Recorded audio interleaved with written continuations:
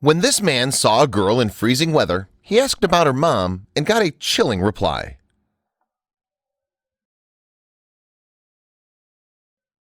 On a snowy night in Ogden, Utah, Marcus King was walking past a playground on his way to play basketball when a little girl called out to him.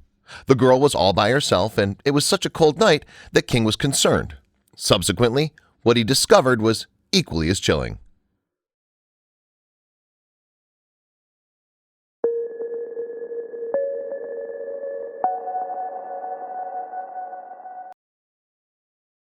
Hey guys, today I found you an amazing game. This is a must-have mobile game for all you RPG players. With over 10,000 combinations and 400 unique heroes, Alliance offers you an absolute freedom of choice like no other. Not only that, but the different game modes are definitely 5 stars. The real-time PvP, crazy giant bosses, and of course, massive guilds and nation battles.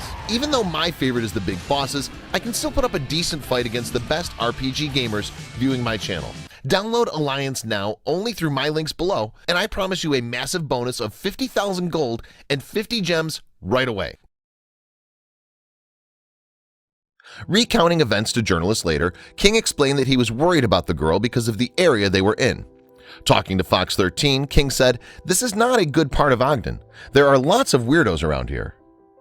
However, King hasn't always been a model citizen himself. In fact, in 2017, he was arrested twice on charges including theft of services, possession or use of a controlled substance, and endangering a child or vulnerable adult. Yet when the time came, King didn't hesitate to do the right thing. As he was heading to his basketball game, he heard someone calling out, and although at first King didn't see who the voice belonged to, he subsequently caught sight of a little girl playing in the snow next to the playground. King noticed that the young girl, who said her name was Emily, was inappropriately dressed for the weather. She was barefoot with only some My Little Pony pajamas to keep out the cold. She didn't have any jacket, no shoes, no parental supervision, King told Fox 13. "I just took action then and took her inside." By inside, King was referring to the Marshall White Community Center, and staff there called the police. But instead of leaving Emily, his job done, King waited with her until officers could get an idea where the little girl's family was. However, it was then that events took a disturbing turn. It emerged that Emily lived opposite the playground in an apartment with her mom. Accompanied by King, the little girl subsequently showed the police to her home, where the cops discovered the front door open. And once inside the apartment, officers made an upsetting discovery. When they walked over there, the door was wide open, King recounted, and the way the little girl was explaining it was her mom wasn't paying attention and that her mom was on the floor sleeping. Unfortunately, though, the situation was far worse than a common case of mother neglecting her child.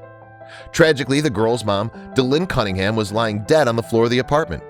It seems the 41-year-old had died of natural causes, possibly linked to a pre-existing medical condition.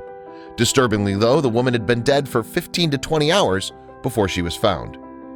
Given the uncertainty as to the exact time of death, it's still unknown how long Emily had been left unsupervised and how long she'd been in the playground before King found her.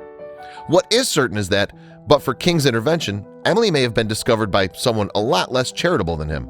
The girl could have also contracted hypothermia from being out in the cold. Happily, Emily is now in safe hands again. The little girl was being looked after by the Utah Division of Child and Family Services when a relative came across the Fox 13 report about Emily's discovery.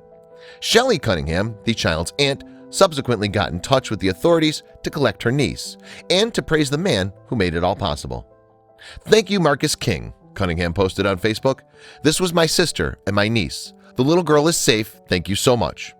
Moreover, with the help of social media, the story spread further, and other relatives began to get in touch. They too were quick to show King their appreciation. "I wish I could have been there yesterday, Marcus," Ed Rowley, Emily's great uncle, wrote.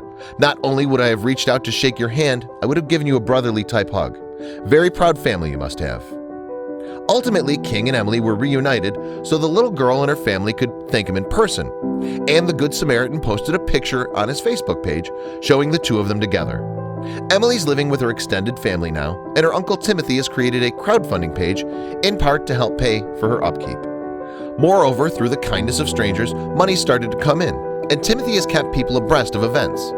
"Thank you for your donations," he wrote in an update. "Adjusting to this new reality is difficult for all of us. We're extremely grateful for everyone's generosity." Sadly, Emily isn't the first child to be left to fend for themselves following the unexpected death of a carer. Notably, the case of Christine T. Wu's offspring stands as a sad example. Mom Christine had been missing for 3 days before authorities finally tracked her down. And when they found her, they came across a heartbreaking sight. It transpires that Wu had gone out in her car with her 3 children, but had then disappeared. Police later discovered that she had purchased some sleeping pills from a local store and overdosed on them. When the family car was eventually discovered, Wu was pronounced dead at the scene. Furthermore, her 3 children, though still alive, were chronically dehydrated. It seems that Wu may have buckled under the stress of caring for 3 children under age 5. According to an employee of a local music school the children attended, Wu had appeared to be struggling. Indeed, the kids had begun missing the music lessons that they once seemed to enjoy. It was a story that touched many people, and one local mother attending a vigil for Wu was sympathetic. I think every mother, every parent that has heard the story has played out in their imagination what happened in that car, Kate Biggs said. Moreover, even those close to Wu were shocked by the event, with friends and neighbors saying there had been no outward signs.